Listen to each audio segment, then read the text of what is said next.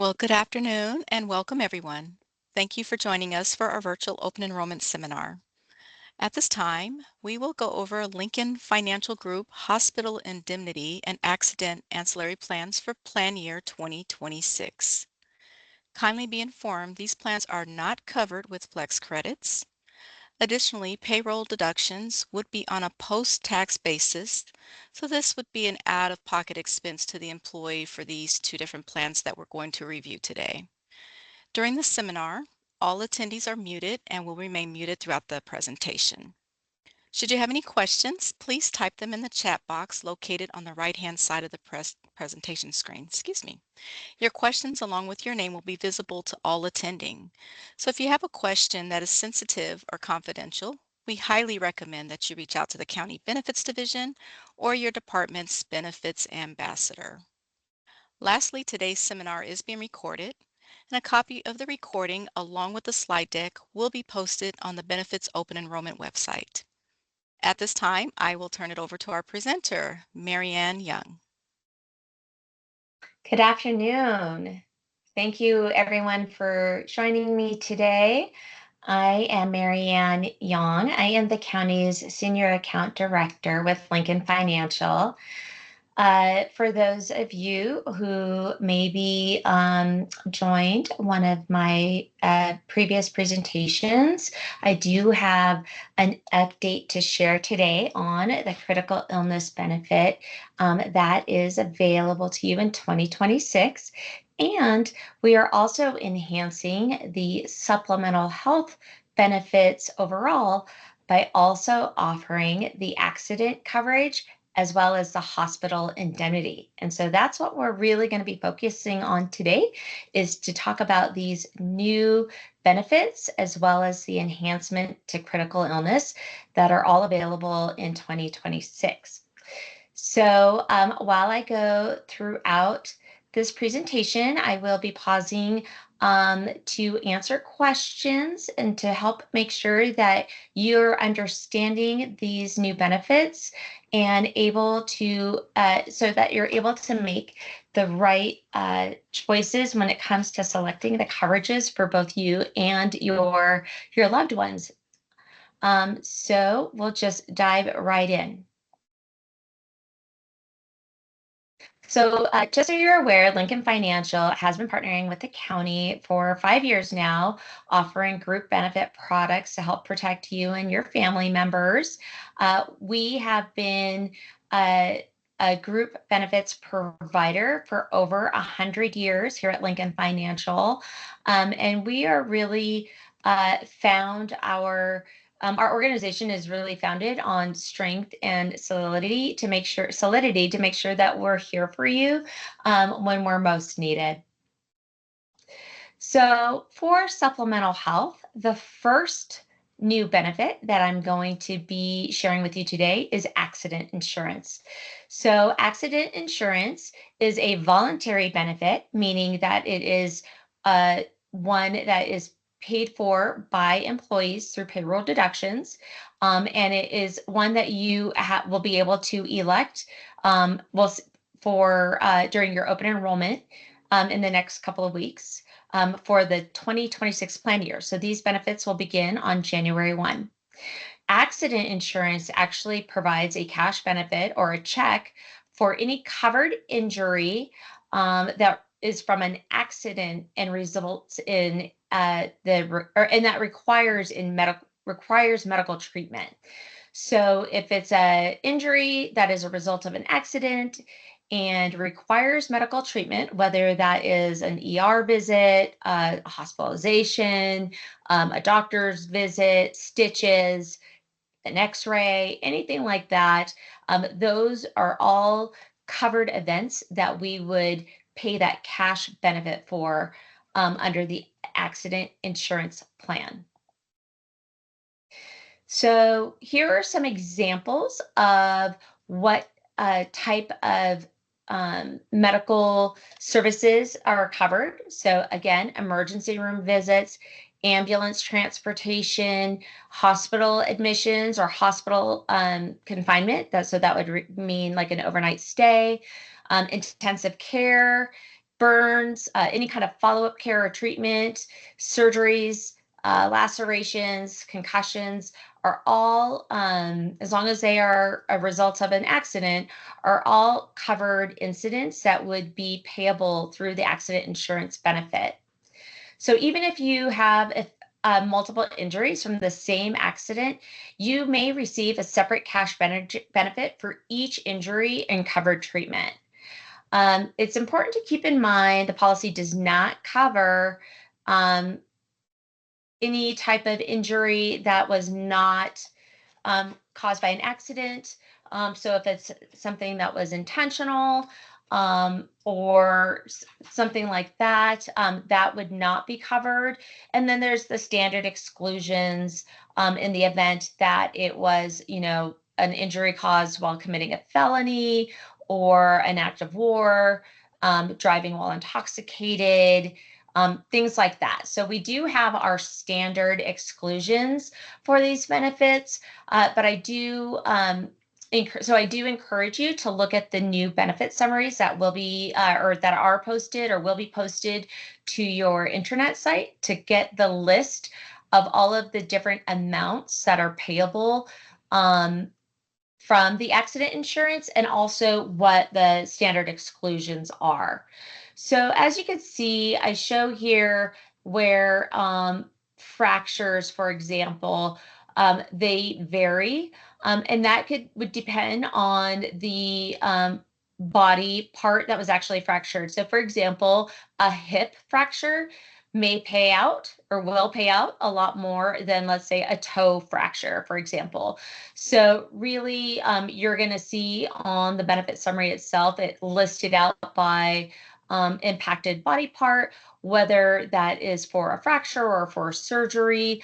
That will sometimes vary. Dislocations, that's the same thing. So the dislocation cash payout will depend on the impacted body part.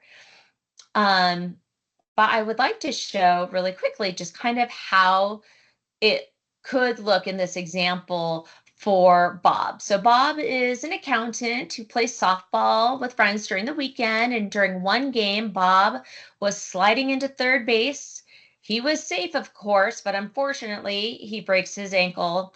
And he luckily had enrolled in Lincoln's accident insurance. And so what we see here are how these benefits are going to be paid out to Bob based on this scenario.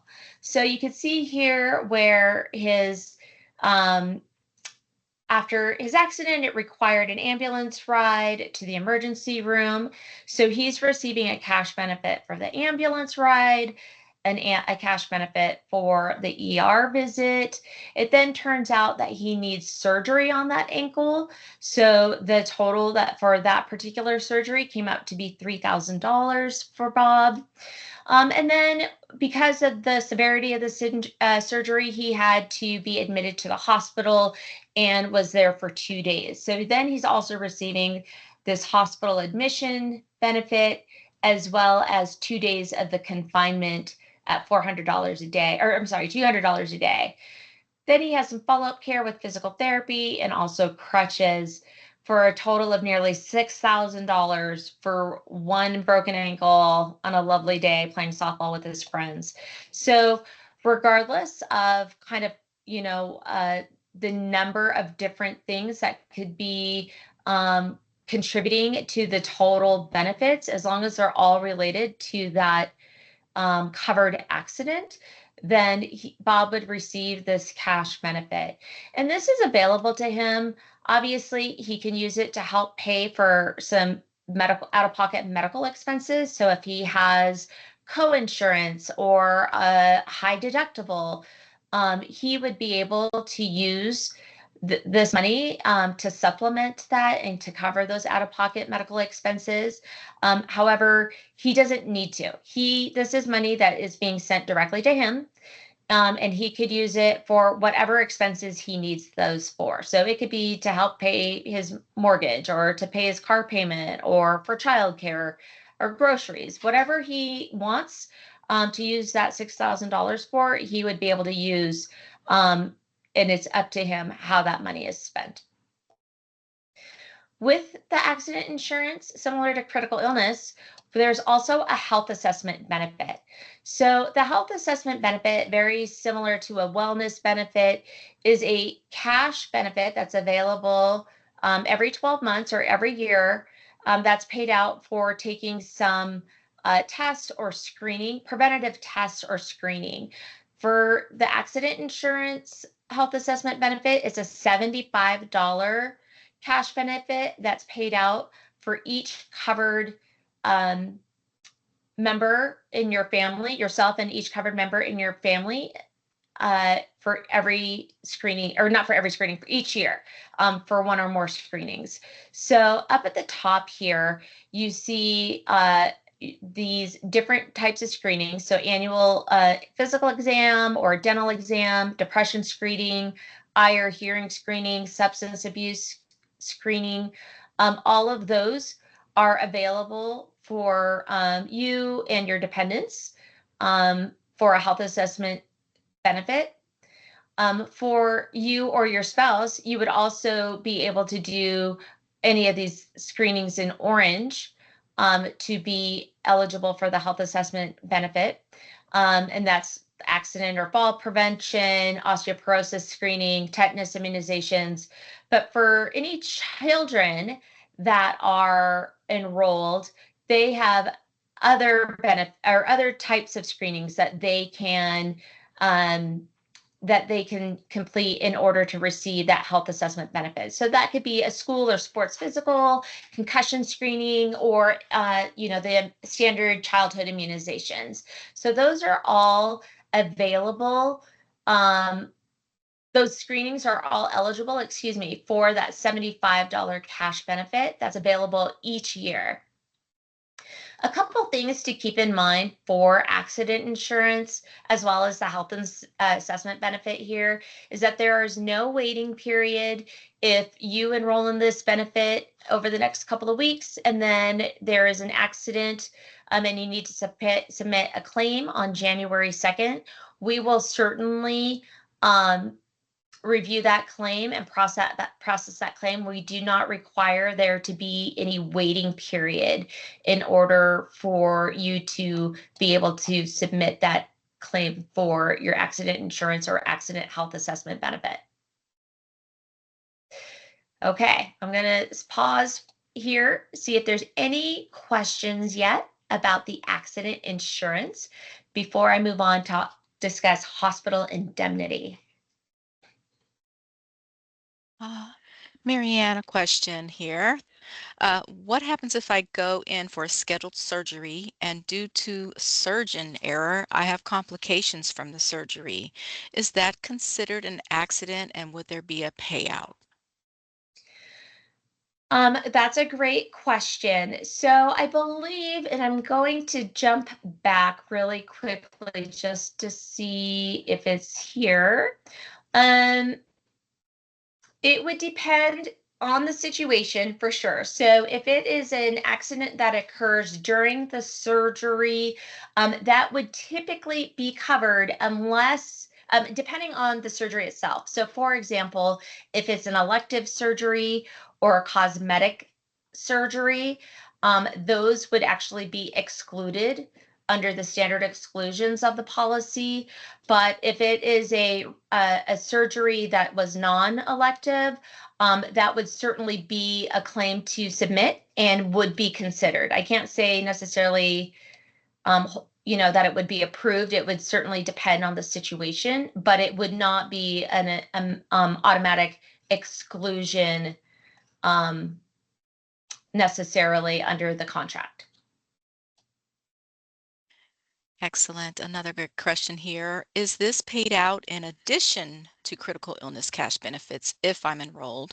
And if so, would the same wellness visit be applicable to both accidental and critical illness benefits?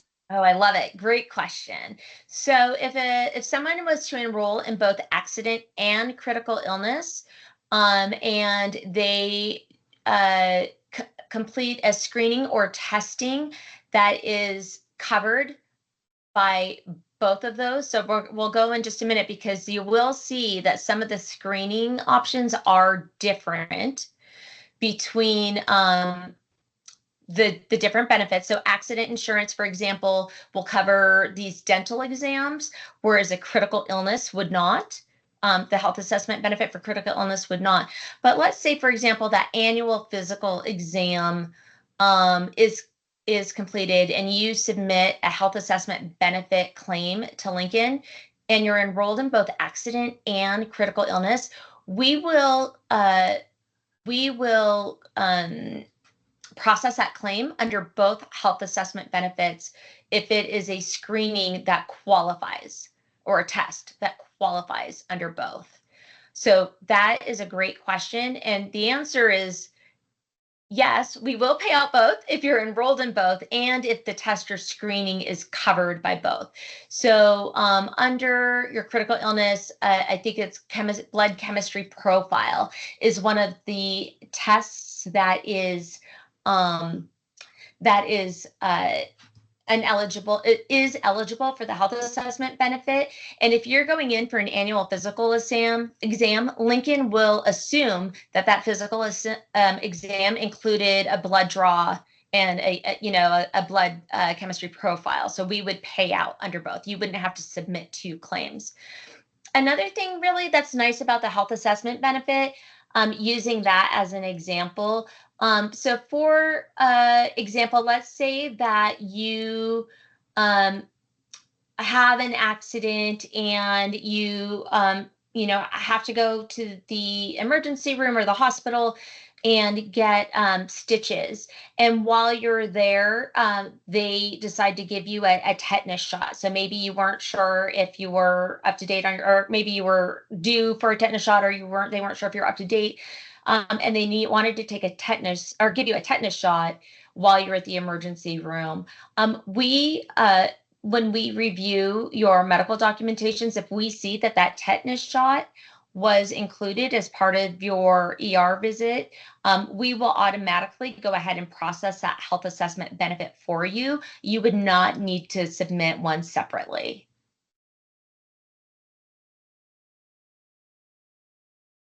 That's actually a new enhancement that Lincoln has put in place just recently.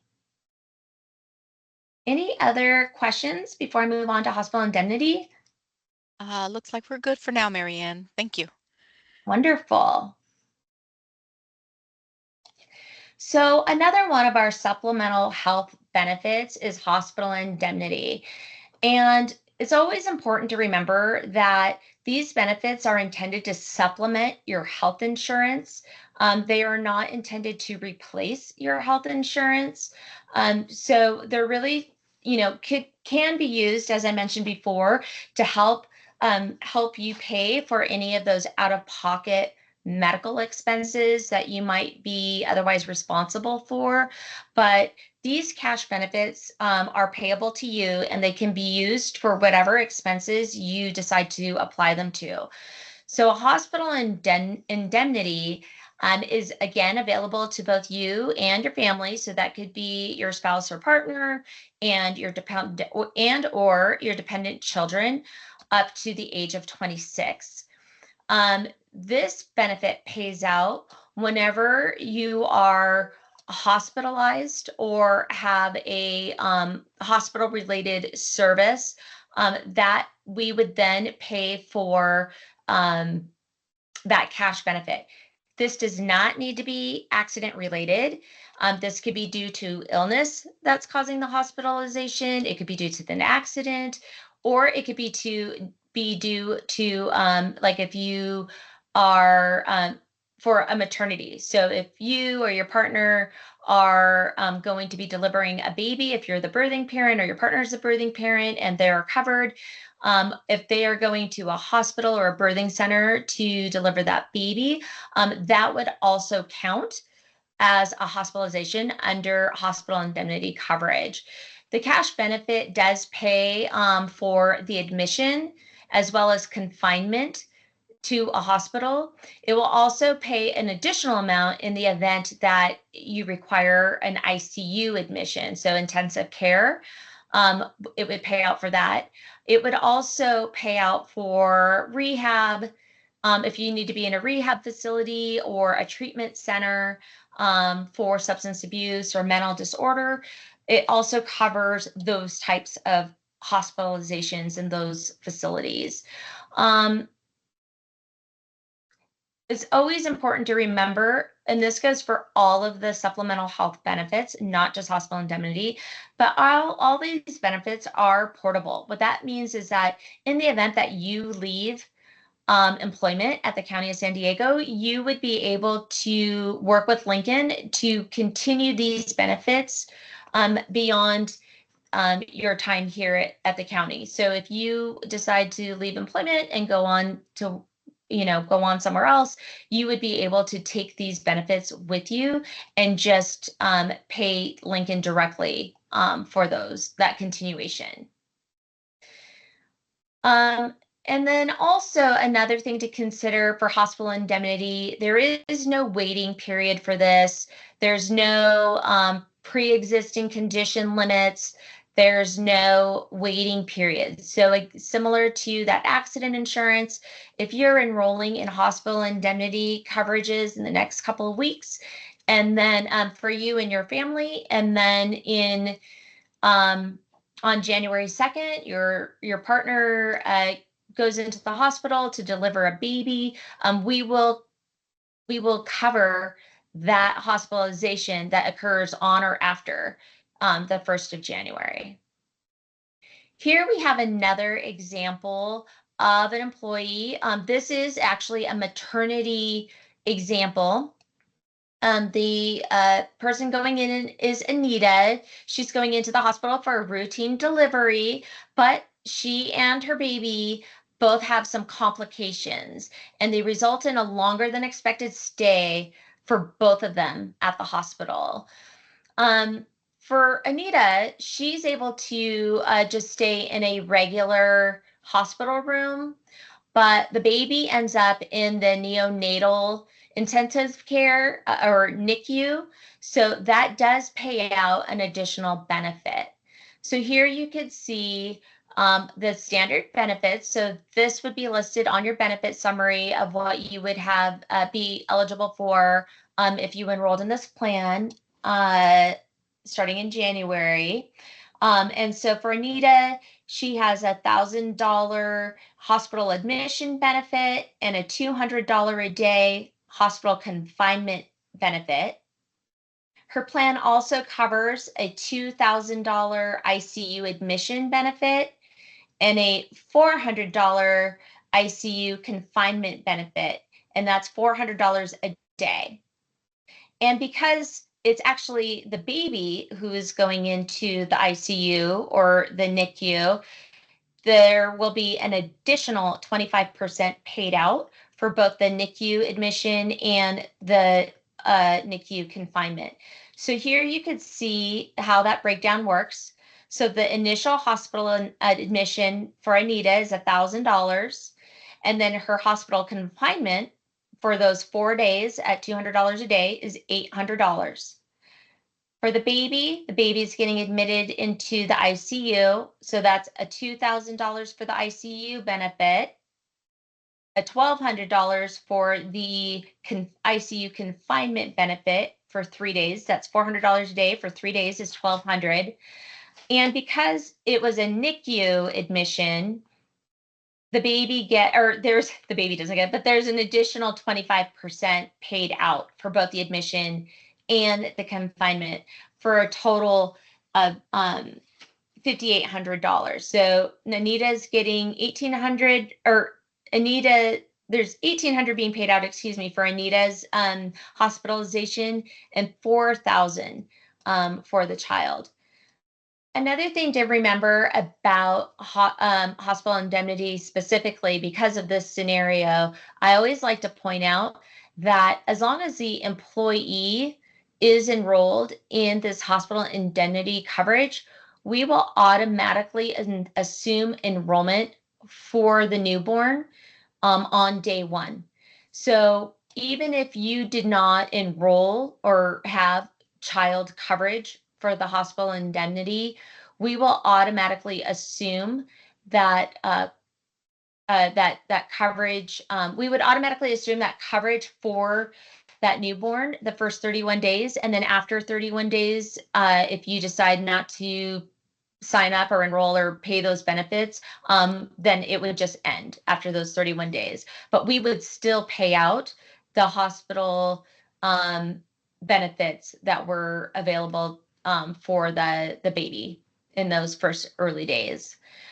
Um, just statistically, I think like this is something that's always important to consider, especially if you or your partner is expecting or plans to be expecting a new one in your family. I would, over about 12% of babies born in the US today are needing to spend at least 1 day in the NICU. And those can average $3,000 a day. So that's just something to consider if this is something that you're kind of on the fence about and you are expecting to have be growing your family in the near future. So it's just something to consider about that. I personally had a NICU baby, and so he was in the hospital for 7 days, and it was pretty excruciating. And I didn't have these benefits back then, but I know that of all things to be worrying about in those days or in those moments,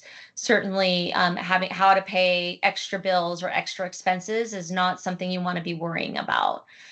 Um, Again, there's no pre-existing condition limits on hospital indemnity and no waiting period. So unlike, say, the short-term disability, this is something that we would definitely pay out in the event that this event occurs on or after January 1st.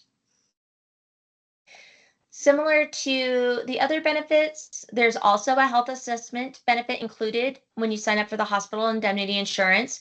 It's a $50 cash benefit paid out for important tests, and I have those some of the primary ones listed here, but there is a flyer for each of the different health assessment benefits that lists out in detail all of the qualifying tests that would be eligible for these benefits. So again, annual physicals, blood tests, behavioral tests, immunizations, prenatal counseling, vitamin D screenings, cancer screenings, all of these are the main ones, and there's more that would be covered for that $50 cash benefit for each member enrolled in the benefit. So that could be for you, your spouse or partner, and your child or children. All right. What questions do we have about the hospital indemnity? All right. Before we go into the hospital indemnity, we had a question, and it might overlap into hospital indemnity, but for the health assessment payout, Uh-huh. would an individual call it in the same way they would have been doing for their critical illness if they're enrolled in that? There's actually a brand new flyer that's been being posted or has been posted onto your intranet site. And there are several different options for submitting a supplemental health benefit or a health assessment benefit. So you could do it by phone, you could do it by fax or by mailing it in. You can email it if it's like a claim form, for example, or you can go through the portal, and you can access the portal either through the Lincoln app or through the Lincoln website. And again, the instructions are in that flyer, and you could submit your claims that way. And again, a reminder that health assessment benefit, if that test or screening um, is payable under multiple products, we will pay that out as long as you're enrolled when the screening occurs. So those are um, a couple of key things to remember about that. Hopefully that answered the question. Yeah. And to piggyback on that, as far as immunizations and the health assessment benefit, would the flu shot or COVID shot count as part of the immunizations? Let me just double check here. I believe it does. I don't have that off the top of my head, but I do know it's listed in the flyer that's posted on the intranet. So I don't know if you can pull that up and just take or put a link to it real quick. Yeah, in the chat. I think that might help people get to some of the answers they're looking for. absolutely. We'll take care of that. Some Sure. additional questions, Marianne. Does the cash benefit help to cover the deductibles? And I'm assuming for You can medical deductibles. you can use the cash benefit for any expenses you want, and if you choose to do that for your deductibles, that's just fine. Excellent. How about, is there a cap on NICU coverage? What if the child is a preemie and stays in the NICU for months at a period of time? Yeah, there is a cap. Let me see if I have it here. I know it is in the benefit summary. Let me see if I have it. The NICU, for ICU, so this includes NICU, it's a 30 days per calendar year. It's good coverage. Yeah, Th- Thank you, Marianne. One you additional bet. question. If a Sure. covered member is admitted in 2026 to deliver a baby, is there both a $1,000 admission payout for the parent and a $1,000 admission for the newborn? No, not for just a hospital admission. So we don't admit the babies. Babies aren't admitted separately because that's where they're delivered. If, for example, um, I'm trying to think of a good example. So there's not a hospital admission payout for the child unless there are like complications and they require like that intensive care, um, additional intensive care treatment or service while at the hospital. Okay. Thank you. It looks like we're looking good on questions for now. Great. I did happen to see, I had it in my speaker notes. So I did just want to really quickly go back to that health assessment benefit question. It will cover immunizations for or tests, excuse me, for like COVID and viral testing. And it does say immunization. So I don't see that COVID is excluded specifically for the hospital indemnity. So I believe I will take that to mean that the flu and COVID immunizations, excuse me, are eligible, but I would refer back to that flyer that I mentioned before. But the tests for sure are covered. So if you have to take a COVID test, it would be covered. Okay. I'm gonna move on. So we answered all of those questions. I want to just give a quick update on the critical illness. So we did have an enhancement to the critical illness since our last uh, presentation or the last seminar that I did a couple weeks ago. So some of this may be a bit familiar for some of you, but I do want to make sure that you are aware of this enhancement. So critical illness is a little bit different than the other supplemental benefits that we've already talked about. For accident and hospital indemnity, when you enroll in those, it's kind of a set amount, but you get to decide who's enrolled. It could be employee only, it could be employee and spouse, it could be employee and child, or it could be the family, which would cover employee, your spouse or partner, and your children under the age or up to the age of 26, your dependent children up to the age of 26.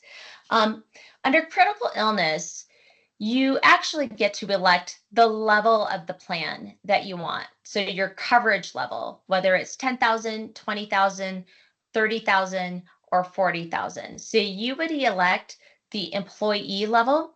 And if you choose to enroll children, they will be enrolled at 50% of your coverage election. What's also different is that when you enroll dependent children under critical illness, that's available at no additional cost to you. So you can enroll your dependent children for free. A spouse or partner, it is more, you would be paying premium for them, but you can also enroll that spouse or partner And they can have any amount of coverage listed here, 5, 10, 15, or 20, as long as it doesn't exceed 50% of your coverage amount. So if you enroll in 40,000, then you can enroll your partner in the 5, 10, 15, or 20. But if you enroll in the 10,000, then only the $5,000 coverage amount is available for your spouse or partner. Critical illness still covers these conditions. There's a long list of them. These are the most common ones. So I wanted to make sure these were in here. Heart attack, stroke, invasive cancer, major organ failure, things like that. But I also wanted to let you know, I did mention earlier about a claim enhancement available under the health assessment benefit. There's also a new enhancement that's available for critical illness claims. So for critical illness, if, for example, you submit a claim and you say, I've had a heart attack, I'm submitting my claim, we will utilize our third party vendors in order to verify the medical treatment and verify that through medical records. We would request that you submit or provide an authorization for us to do that.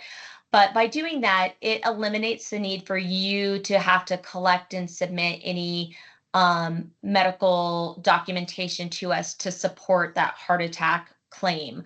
Any critical illness event is eligible for this kind of easy claim sort of approach. Again, it would require an extra kind of form from you to authorize us to use that third party vendor or that third party service, excuse me, to validate the condition. But it really does help streamline that process for a claim submission under critical illness. The enhancements that we made for 2026 is to include childhood conditions. So there are these 7 childhood conditions that are also going to be covered under your critical illness plan for dependent children up to the age of 26. These are cerebral palsy, cleft lip or cleft palate, cystic fibrosis, Down syndrome, muscular dystrophy, spina bifida, or type 1 diabetes. So if your covered child up to the age of 26 has a diagnosis or is deemed it's determined that they have one of these conditions, then that full benefit would be payable to them as well, or for them, not to them, but for them as well. Similar to before, we also have some additional conditions that are covered under the critical illness benefit. Supplemental conditions include Alzheimer's disease, Parkinson's, MS, COPD, AIDS, benign brain tumors, loss of sight or hearing. We do also cover some accidental injuries. Most of the conditions that are covered are illness related, but we have a rider for accidental injuries, and that would cover severe burns, permanent paralysis, traumatic brain injuries. Some occupational diseases are also covered. This is for employees only. It does not extend to spouses or children. And that's TB, MRSA, tetanus, rabies. Those benefits, additional benefits would be paid out for those. And then there's recovery assistance, and this is available for all of these benefits, not just critical illness, but in the event that there is a qualifying event and you need to have additional expenses for family care benefit. A family care benefit would be for, let's say you are have an elderly parent that lives at home with you, and they are dependent on you for their care and well-being, but you get hospitalized and need need someone else to care for your parent, or you're undergoing treatment and you need to get your parent in a facility to help take care of them while you're going through your treatment or while you're recovering.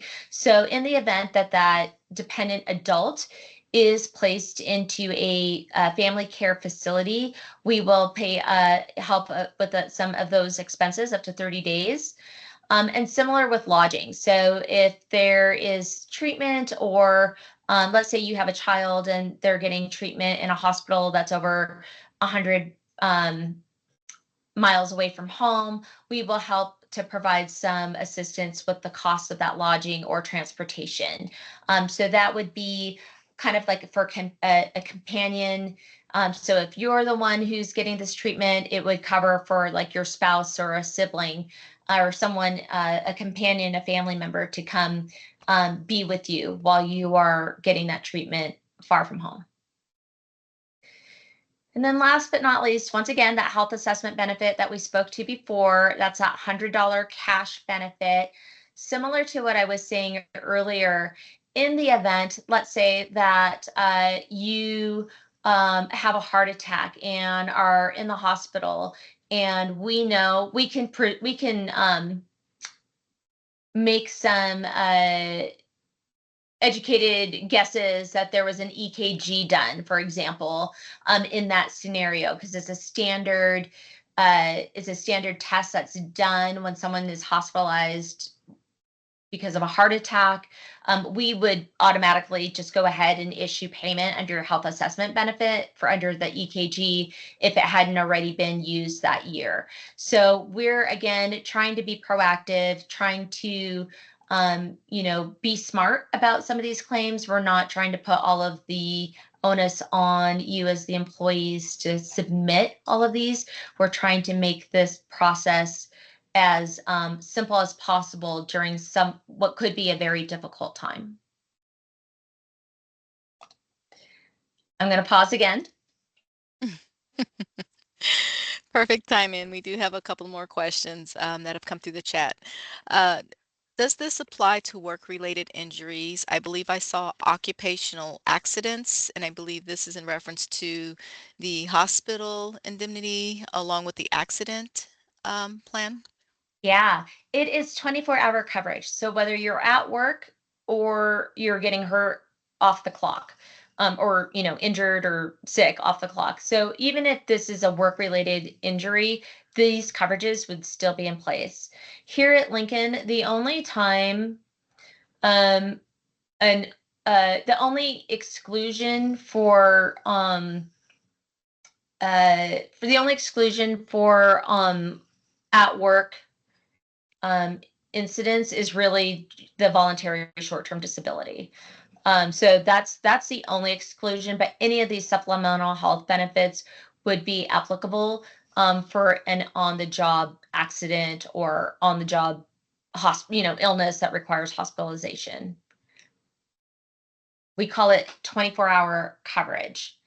Really quickly, I want to jump back. I'm so sorry. Are there other questions about critical illness? There was something I just remembered. I want to make sure I jump back and cover that as well. But I'll wait Um, and answer all ye- these questions first.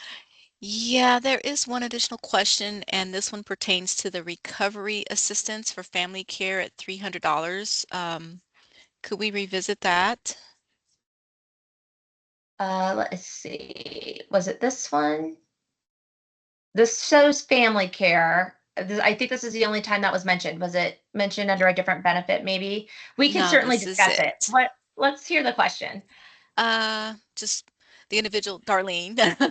Forgive me if I missed it. Can you clarify recovery assistance, family care, $300? Let me look at, oh, recovery assistance. Let me go. She Darlene provided a snippet for Oh, from one of the reference. benefit summaries, I bet. Yes, let me go to that one. Let me see if I can find that. This would be for critical illness. It says 300 See, on the benefit. that one's $25. Hold on, let's see. I got to look at each summary really quick here. Sure. Yeah, this one is in regards to the accident And Okay. yeah, so they're particularly asking for maybe some more content or information about that benefit in general. Sure. So the recovery assistance, there's really four different aspects of recovery assistance, and there is some level, and they may be different from critical illness to hospital indemnity to accident, but I'll explain at least what they are. So there are four different kind of aspects to um, recovery assistance, and one of them is the family care. The second one is childcare, and then lodging, and then transportation. So let's say, for example, I'm going to take the hospital indemnity as an example. Well, no, let's stay with the family care. So for family care, it's like I mentioned, if the if an employee is has a dependent adult that lives with them and depends on them for their day-to-day, maintenance and care and things like that. So, like I said, it could be caring for an aging parent. It could be if you have an adult disabled child or a disabled spouse that you care for. I believe it could even be a disabled sibling. I'm checking that really quickly. But if you have a qualified um, dependent adult that lives with you and relies on you, depends on you for their care, and uh, that adult needs to go into be admitted to a family care or an adult care facility because you or one of your covered dependents is had a covered event. So they're being hospitalized or they had an accident or they have this critical illness. So they've had some type of covered event under that policy that requires now for that other adult dependent to need adult care in a facility. That's when family care would be payable. There's also the child care benefit. And this doesn't require necessarily a hospitalization. This could be, let's say, you broke your leg and you have children in childcare. So whether they are newly going to childcare or they've always been going to childcare, but it's in a childcare facility, um, we would pay an additional uh, benefit for to help cover those costs if you have a child in a child care facility and you have a covered event.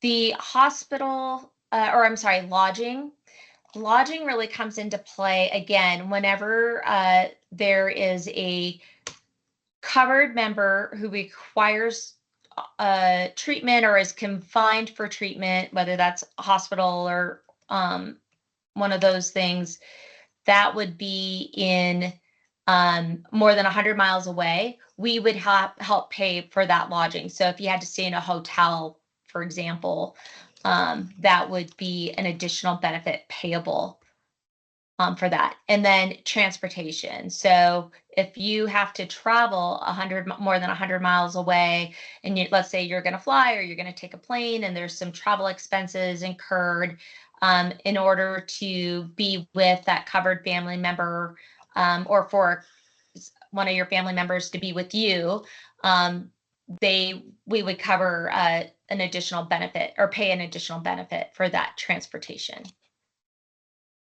There's some stipulations, of course, it has to be, due to a covered incident, the person has to be covered, has to be more than 100 miles away, all of those things, but we would still cover those, not cover, but we would help provide us an additional benefit to help with those expenses. Did that help? Yes, we did get a thank you for clarifying on that. Yeah. Let's see, we had another question come through pertaining to the child care example that you went over. What if Sure. it is before or after school care? Will there be coverage? As long as it's in a licensed facility, that's fine. A licensed childcare facility. Uh, Another great question regarding the critical illness health assessment benefit. What Uh-huh. is the maximum benefit per family? I am a family of four. I got denied on a fourth claim. Um, there isn't a maximum per family. There's a maximum per person per year. If you want to get more information on that denial and send it to me, I'm happy to look into it. Yes, for the employee Mela, for that particular scenario and situation, you can also reach out to the benefits division and provide a copy of the denial notice, and we'd be happy to be the middle person to get, to see what's going on with that denial. Going back to the child care before and after school care, what if it's a licensed facility like at a YMCA? Is that acceptable? Yeah. Any child care center, as long as it's licensed by the state, um, and it's not operated by you or a family member. Yeah, I'm looking at the contract right now. As long as it's licensed, it's a child care center licensed by the state. And again, this individual is saying no school grounds, but through a YMCA. As long as, yeah, as long as it's a license, as long as they're licensed for what they're doing, kind of regardless of what I think it means is that it can't be necessarily like, if your neighbor's watching your kid, it's not licensed. It's not a babysitter. It's not a nanny.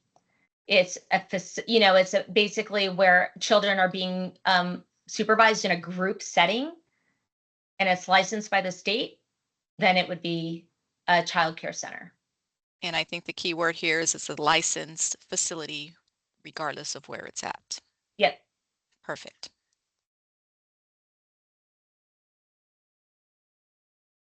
All right. Gotten through majority of the questions. Love it. All great questions. Agreed. I did want to jump and I apologize. I either missed it in my presentation, or I glossed over it, but I want to make sure I talk about really quickly, just going back to the group accident coverage. Um, I'm actually going to use Bob as an example. So in this scenario, we talked about Bob and his, playing softball with his friends and needing to, go to the emergency room for his broken ankle. But let's say, for example, this wasn't a 40-year-old having, playing softball with his friends, but instead it is a covered child playing softball for, as a team sport, like that they're on an actual team. It's an organized sport, and they then break their ankle. During that organized sport. So just keep in mind, um, this does not include just like playing with a group of friends. It just means a scheduled athletic event that could be practice, that could be a non-school program or a school program. It's something that had to be kind of formal. There was a registration process. Things like that, and that same injury happened, there's actually an additional benefit that will be paid out. This is for children only, so this isn't for an adult playing on a sports team. This is for one of the covered children playing uh, playing a sport. They would actually receive an additional benefit. Um, on top of what you would see here. So let's say that person went through all of that child went through all of these same things, they would receive an additional benefit above and beyond of 25%. So it's on top of this, we would pay an additional 25% for that specific benefit. So I wanted to make sure I pointed that out. So when it comes to coverage for children, there is a kind of, since typically, I don't know for those of you who don't have children, but I've had a lot of kids and they were in the emergency room all the time. So I would say that that is a key aspect of the benefit to point out if you have children that play sports. Okay. Um, Really quickly, wanting to just wrap up some reminders. The supplemental health benefits, they are employee paid. You can choose which of those coverages, if you want one, two, or all three of them. And what level of coverage. So if you want it just for you, if you want it for your whole family, if you just want it for you and your children, you can kind of mix and match all of those. These benefits are available to you at group rates. Are typically far less expensive getting them through the county than they would be if you were to go into get them under an individual policy. You're able to, like I said, add coverage for your spouse or partner as well as your children for just a little bit more premium. So the hospital indemnity and the accident coverage does cost more to cover spouses or children, but children are available. Coverage under the critical illness plan is available at no additional cost to you. These will come. Any premiums are deducted from your paychecks twice a month. And you can continue these benefits if you were to leave employment at the county. We do have all of these. Once you're enrolled, you can look up information or submit claims through our mobile app. And there is information about that in the flyers that are available through your internet. And enrollment for January 1 starts next week during your open enrollment period. So all of that starts, or once you enroll, those benefits will begin January 1st. So your qualifying event would need to be on or after January 1st. And this is assuming you are actively at work on January 1st. So by actively at work, that just means you're not out on a leave of absence. Like if you're on vacation, that's okay. But if you're like out on a disability or something like that, your coverage begin date won't be until you actually return to work. Dependents must, or I'm sorry, employees must participate and enroll in order to cover any dependents. And once again, dependent children are eligible up to the age of 26.